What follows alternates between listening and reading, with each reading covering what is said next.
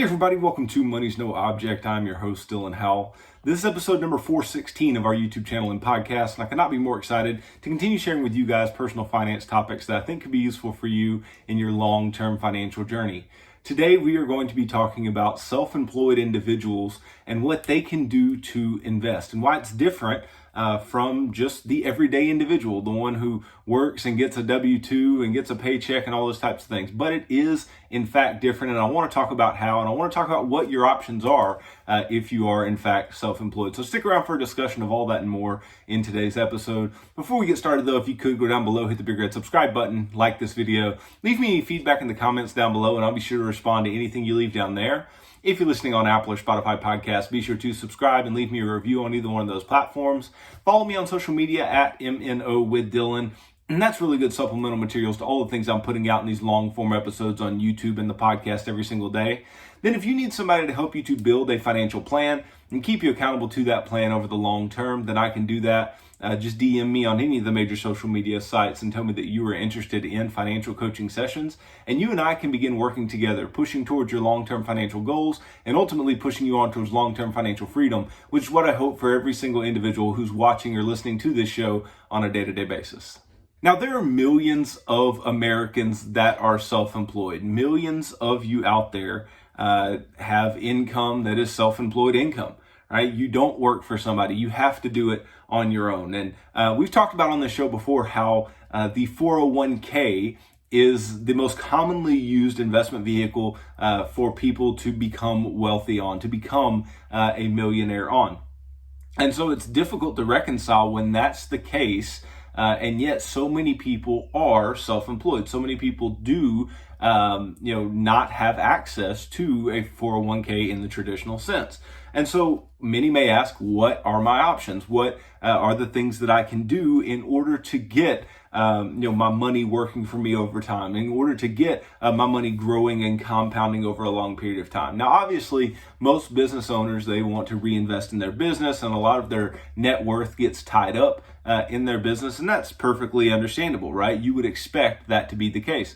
But you also, and this is a good idea, you would also like to diversify the net worth that you have, right? If you have all your net worth caught up in your business, even though you may trust yourself to run your business in an ethical way and not run your business into the ground, that does not mean that things can't go wrong, and that does not mean that the value of that business can't go down over time and can't maybe go away. I mean, you talk to a lot of small business owners from COVID, right? And some of their businesses unfortunately went away, and they didn't expect that to be the case.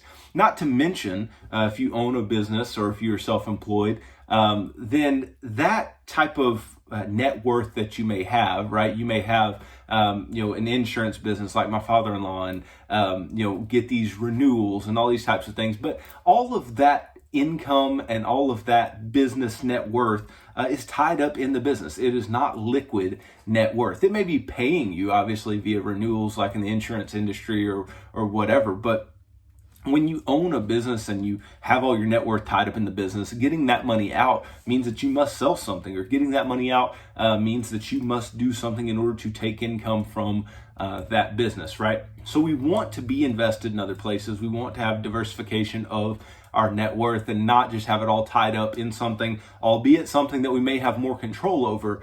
We don't want to have it all tied up at all times. So I want to talk about the options that we have, because like I said, the traditional 401k or a 403b or a TSP, and definitely a pension, is just not an option if you are self-employed, right? These are not things that you are going to have on your side. So then the question becomes, what do you have on your side and what can you do? Now I want to start with just a quick discussion of something obviously you can do if you are a business owner or self-employed, you have self-employed income in order to invest. Quite clearly something that you can invest in and do so just like every other individual is real estate, right? Anybody can invest in real estate, no matter if you're self-employed or not. So if that's something that you have a knack for, or something that you have interest in, whether it's commercial or residential real estate, whatever, that can be a good place to invest your money, right? Now, the hassle factor of doing so may be relatively high compared to other types of investments that may be, be options for you, but nonetheless, it is absolutely something that you can do, I can do, anyone can choose to do with the money that they make. So real estate is one thing. Now, a lot of people think that real estate requires a lot of debt, and many people use debt in order to purchase real estate. I would suggest that you don't do that, at least not in a very highly levered form. I would not buy any type of investment real estate with debt. I wouldn't buy any investment with debt, right? We don't want to invest with debt. Of course, investing with debt can increase returns, and that's great, right? But investing with debt can also increase losses, right? That's why when people buy stocks on margin, that's basically just borrowing money to buy stocks. Yes, the returns can be fantastic to the upside, but the losses can be catastrophic to the downside as well. So that's real estate. Don't get highly levered. Don't go take out a bunch of debt to buy real estate. But if that's something that you're interested in, by all means, go and do that. We know we can do that. Now, there are more nuanced options, and the options are going to get more nuanced as this episode continues. So the next thing that you could do is you could put your money into a brokerage account, right? You could invest via a brokerage account. And the benefits that you have here, and this is particularly beneficial for people who are self-employed and may make money based on commissions or have a very variable income. And if you're trying to invest a certain percentage of your income, knowing that you can do so, they leave you with a lot of flexibility. A brokerage account does, right? It allows you to invest your money in a way that, yes, over time, if you realize gains, those gains are going to be taxable. Or if you have dividends that are taxable, then you're going to have to pay taxes on those dividends that you make, right? But you can put as much money as you want into it. You can take money out of it whenever you need it. And there are no income limits. There are no contribution. There's nothing, right? You can just put in as much as you need to, take out as much as you need to, but it is not treated favorably when it comes to taxes. Like I said, if you sell anything within the account, or if a mutual fund has some turnover or whatever, then there's going to be some taxes associated with having a brokerage account as your primary investment tool.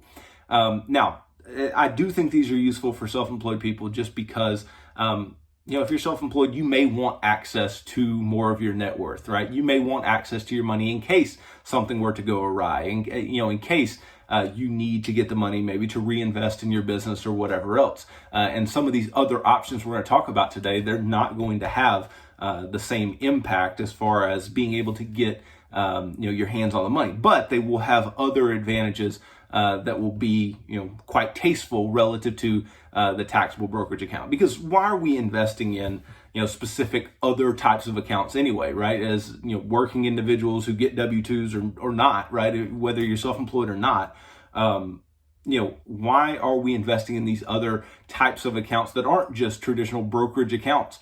And the answer is tax treatment, right? And the ability to grow money tax-free or tax-deferred. That is the reason that we would do this.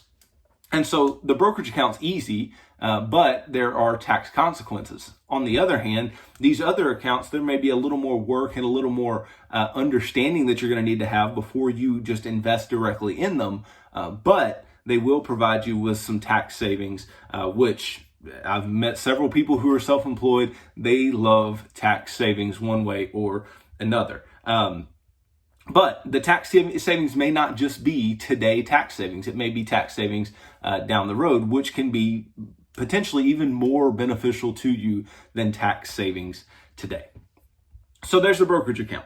Okay. What other types of accounts can be used? Well, let's talk about two that can be used by anybody anywhere. You don't have to be self-employed, but these are good options to begin with if you are a self-employed individual.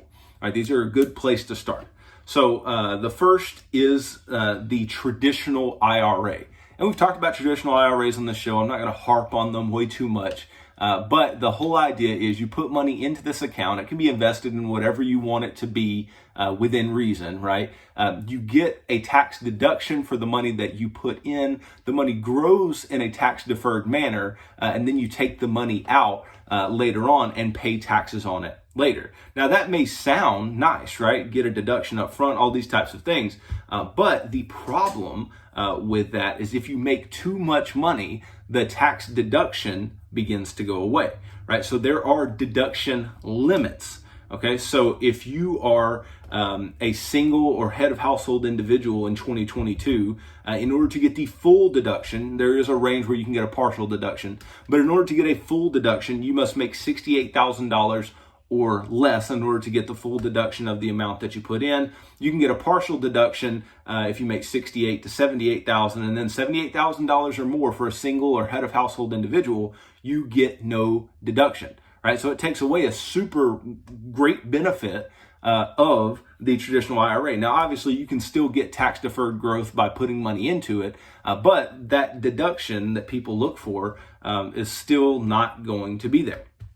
Then, if you're married filing jointly, right, if you and your spouse make $109,000 or less, you can get the full deduction. If you make more than 109 but less than 129, you can get a partial deduction. And then if you make 129,000 or more, you get no deduction at all. Now, this is married filing jointly, and you're covered by a retirement plan at work. Okay. Now, if you're married filing jointly and your spouse is covered by a retirement plan at work, those deductions increase, and they increase to $204,000 for a full deduction. You have to make that much or less, and then 204 to 214 for a partial, and then 214 or more, you get no deduction. And then obviously married filing separately, you can put in basically nothing and get the deduction. It's a $10,000 limit, and that's just for a partial deduction, right? So there are limits to the traditional IRA's strength. Now, there are also contribution limits to the traditional IRA, which again are a hindrance to its ability to grow money in an effective way for you over time. But you can only put in $6,000 per year per person. So if it's you and your spouse, you can both put in $6,000 a year. Or if you're age 50 or older, you can put in $7,000 per year. Now, the traditional IRA is not the only option, but it is the first that I wanted to cover because we have talked about it before. And so I just wanted to go through that, give you those income limits on the tax deduction, which I know would be very interesting to self-employed individuals, and then move on. So the next choice that you have is obviously the Roth IRA. Okay, now the Roth IRA is similar in the way that you can contribute in the same way as the traditional IRA. You can put in $6,000 per person per year, and then $7,000 if you are age 50 or older. Now, Roth IRAs have income limits to the contributions themselves. With a traditional IRA, you can put in as much money as is allowed, right? Those contribution limits based on whatever amount of income you make. You just may not get the full tax deduction on the front end of putting that money in. But with the Roth IRA, there are limits to the amount you can make and even contribute to the account. And it's like a sliding scale. It's a sliding scale of income. And I'll just go over some of the, the big points, right? I'll go over, where you can make the full contribution. I'll go over where you can only put in half. And then at the time where you can no longer put money directly in to a Roth IRA. So if you're a single filer and your modified adjusted gross income is under $129,000, right, $129,000 a year, then you can put in the full contribution for a Roth IRA. And then married filing jointly, if it's under $204,000 modified adjusted gross income, you can make the full contribution to a Roth IRA. Then if you are a single filer and you make $136,500 or less, you can put in at least $3,000 per year, right? That's the cutoff to be able to put in $3,000, not $6,000, or $3,500, not $7,000 if you're age 50 or older, right? It's half. And then if you are married filing jointly, $209,000 or less in order to make at least a contribution of $3,000 annually into a Roth IRA. And then if you're a single filer and you make $144,000 or more, or if you're married filing jointly and you make $214,000 or more as a married couple, then you can put no money into a Roth IRA directly. And you may say, well, that stinks, right? Why would I want to do that? I make a lot more than, or me and my spouse make a lot more than $214,000, or I make a lot more than $144,000. Well, fret not. There is a tax loophole for you, at least for now. Okay, so that brings me into the next thing that you can do, and that is to do what we call the backdoor Roth IRA. And the backdoor Roth IRA, there's nothing illegal about it, right? I say loophole when people get this negative connotation. There's nothing illegal about it. It's 100% legal, 100% fair for you to do. Now, they've talked about getting rid of it, but to date, there is still no legislation on the books that says you cannot do this. And so people do it all the time, okay? So if you make more than the modified adjusted gross income numbers in order to make direct contributions into a Roth IRA, those numbers I just went into, right? What you can do is you can open a traditional non-deductible IRA, right? And the truth is, if you make more money than you can have in order to put money into the Roth IRA, then you can't deduct money from a traditional IRA's contributions anyway, right? So what you would do is you open a traditional non-deductible IRA, make the contribution, and I would suggest a couple things here. One, work with a CPA on this, making sure that you don't get into any tax issues, but this is very literally something you can do, but make sure that you're doing it correctly. I would also suggest that when you make your contribution, don't make it on a month-by-month basis. Make a lump sum contribution for the entire year, however much the maximum is, or however much you plan to put in for the year, right? So make that contribution, and then shortly after that, literally within minutes if you want to, or I would suggest just until the money clears into the account from your bank account, then shortly after that, what you can do is you can convert that traditional IRA into a Roth IRA. And when you do that, that makes that money that was in your account after tax money, it makes it into Roth money. And so it's going to grow tax-free like a Roth would, and you're going to be able to take that money out tax-free like you would with a Roth. And there's no income restrictions on converting, right? So converting a traditional to a Roth, there's no income restrictions, and you won't have to pay any taxes on doing this because you're putting after-tax money into a traditional IRA, not taking the deduction and immediately transferring it or converting it into the Roth IRA, right? And obviously, once we do that, Roth IRAs, there's no problem with growing that money over time. You'll get tax-free money regardless of your income, and tax-free growth regardless of your income. And you can do this every year as long as there's no new legislation on the books that your income is too high to directly contribute to your Roth IRA. So just don't make a costly mistake here, though. Make sure that you are consulting with a CPA. Make sure your investment advisor, if you have one, is signing off on this. But it is totally fair, totally legal. You just want to make sure you do it without any hiccups and that you do everything in the right order with the backdoor Roth. Okay, so that's something you can do as well. Now, that ties into the whole IRA contribution idea and the whole IRA investment idea. But you may say, well, Dylan, you haven't really gotten to what can self-employed people only do. I gave you some options as to what they can do and other people can do as well. But what else can a self-employed individual do? Well, you can do what is called a SEP IRA, S-E-P IRA, and that stands for Simplified Employee Pension IRA. So this type of IRA is popular among small business owners. In a SEP, you can put away as much as 25% of your net earnings for that particular year. And for 2022, that's that 25% or $61,000 for 2022. It was $58,000 last year, $57,000 for 2020. But for 2022, whatever is greatest, $61,000 or 25% of the employee's compensation is the amount that can be put into the SEP IRA. And there's a bonus, right? You can wait to fund this until after you pay your taxes, which it's allowed to make IRA contributions for the previous year, Roth or traditional, until tax day. But here, you can wait until after your taxes to make this contribution. So that way you have a great year and you can contribute even more if you do. Okay, so that's the SEP IRA. The next choice that you may have is a simple IRA, SIMPLE, and this stands for Savings Incentive Match Plan for Employees.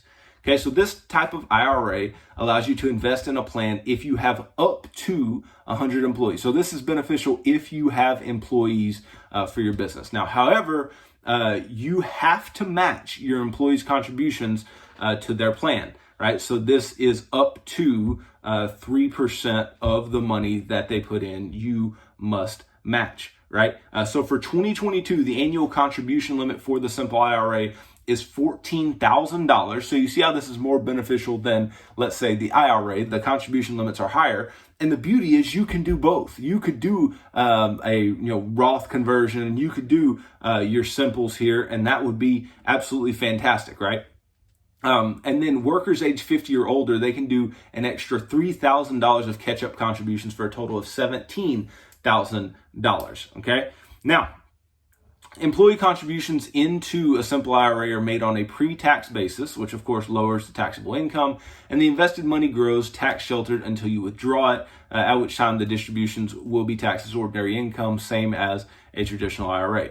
If you pull the money out before age 59 and a half, you face penalties, same as a traditional IRA, but this type of IRA does not offer a Roth option, okay? Now, good news for workers participating in a simple IRA, employers must make some form of a contribution to employees' accounts. An employer can choose to either make a dollar for dollar match up to 3% of a worker's pay or a flat 2% of contribution, whether or not the employee contributes. So money has to be put in if you are that self-employed employer, right? Money must be put in for your employees, and you must at least offer them something there.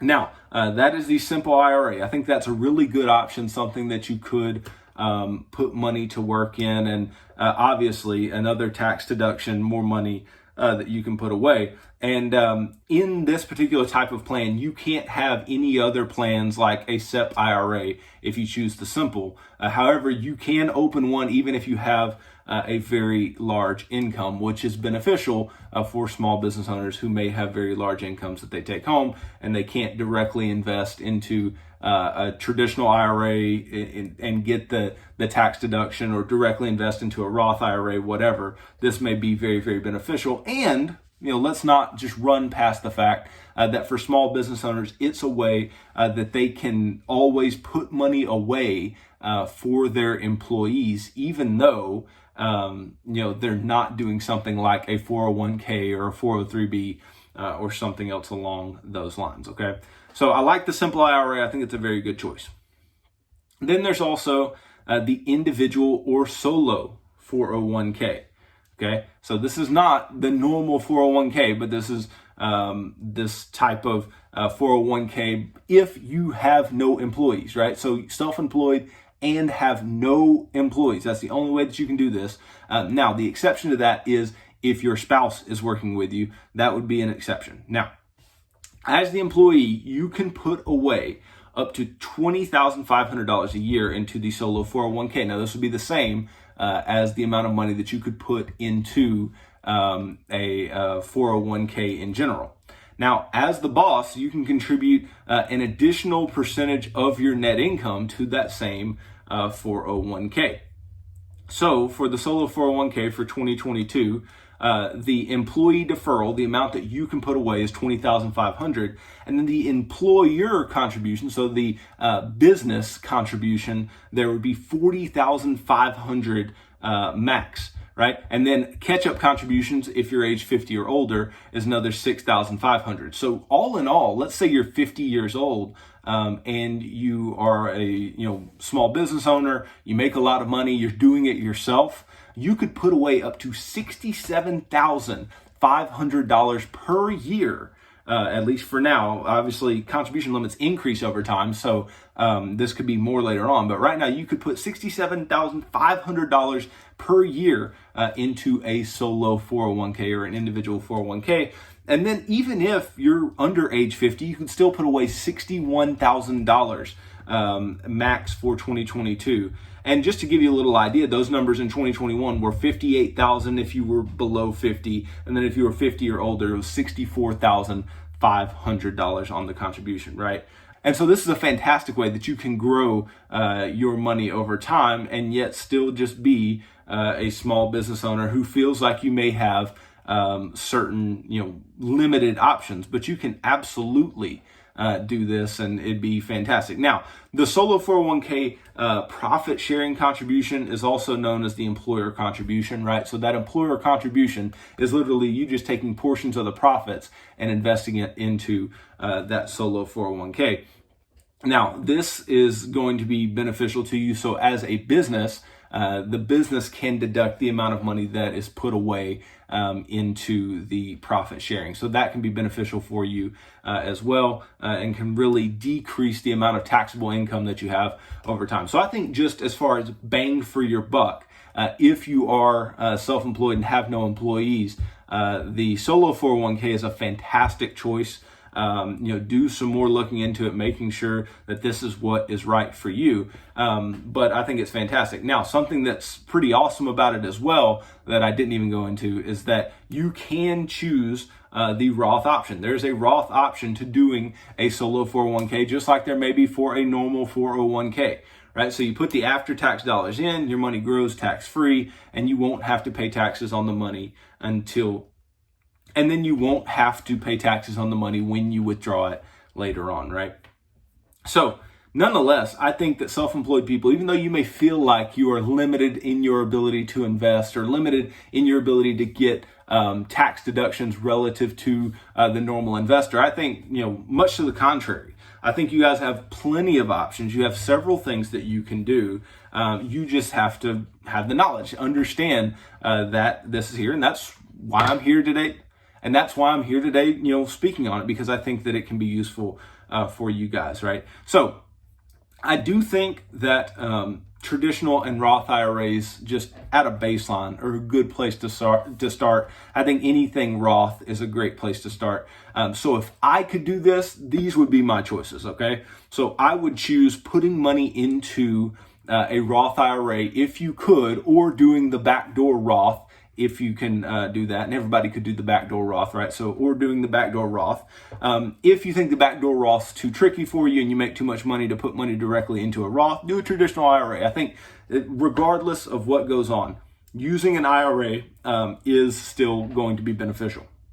Then, if I had no employees, right, 0 employees, then I think the solo 401k is a great place to go, right? I think that's a fantastic place to put away large portions of your income over time. I think that's fantastic. Then, other than that, the SEP and the Simple can still be good options, but those options are still limited compared to the solo 401k. And so I think that regardless, choosing an IRA and then the solo 401k can be fantastic choices for you all. And then if all else fails, put money into a taxable brokerage account and you won't be sorry that you did. So those are the options I think are best for you guys. I think you can really invest your money well over time and not just be so entrenched in reinvesting in your business or whatever. Even though that is a necessary evil, that's something that you do need to do. It may not be the necessary way to put all of your money to work. So use some of these options, find ways that these can be most beneficial to you and put them to work. I think that, any of these are great options and they can benefit different people in different ways. But obviously go get those tax deductions, go get that tax-free growth, whatever is offered to you in any of these types of accounts. By all means, take advantage of it, because we know if anybody needs or wants those tax deductions, it's going to be small business owners in the first place. So hopefully this helps you guys and helps you to make better decisions as to how to invest your money over a long period of time. So thanks for watching this video. If you could go down below, hit the big red subscribe button, like this video, leave me any feedback in the comments down below, and I'll be sure to respond to anything you leave down there. If you're listening on Apple or Spotify podcasts, be sure to subscribe and leave me a review on either one of those platforms. Follow me on social media at MNO with Dylan. And that's really good supplemental materials to all the things I'm putting out in these long form episodes on YouTube and the podcast every single day. Then if you need somebody to help you to build a financial plan and keep you accountable to that plan over the long term, then I can do that. Just DM me on any of the major social media sites and tell me that you are interested in financial coaching sessions, and you and I can begin working together, pushing towards your long-term financial goals and ultimately pushing you on towards long-term financial freedom, which is what I hope for every single individual who's watching or listening to this show on a day-to-day basis. So tune in tomorrow as I continue talking about personal finance topics that I think could be useful for you in your long-term financial journey. So thanks for tuning into this episode of Money's No Object. I'm your host, Dylan Howell. God bless.